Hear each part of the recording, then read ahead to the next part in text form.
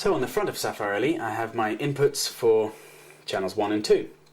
I have XLR inputs for microphones, or for a line level or instrument source I have two 1/4 inch jack inputs here. If recording using a microphone, you have to make sure you have nothing plugged into the jack input directly above, as this will override the XLR input. Also, if recording using a condenser mic, you have to make sure that you have the global phantom power switch engaged. If you're also using a dynamic microphone, don't worry, as phantom power won't affect that.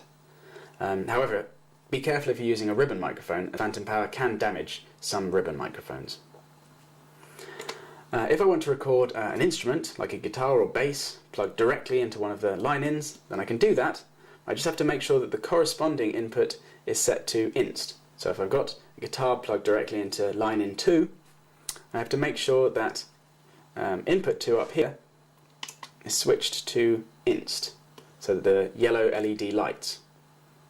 Now that I've got something plugged in, I can set the level using the gain dial on the front panel, making sure that the overload LED doesn't light, as this will indicate that the signal's clipping. There are two further analog inputs on the rear for channels 3 and 4, for recording a line level or an instrument source.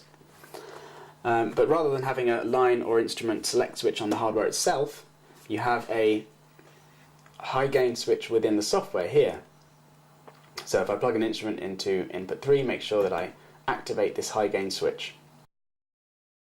These inputs also have overload LEDs on the front of the hardware, so if either of these illuminate, make sure you turn down the instrument or the line level source connected. But easily the best way of indicating the level of your inputs is to check the meters within Saffire Control, either one of these meters here. Lastly, you may want to record a digital signal, say from a synthesizer that has a digital output, or a Focusrite channel strip with a digital card installed. If so, just connect a standard phono cable from the bit of kit to the splitter-in on the rear panel. And the signal connected here will appear as inputs 5 and 6 within Saffire Control LE and the sequencer.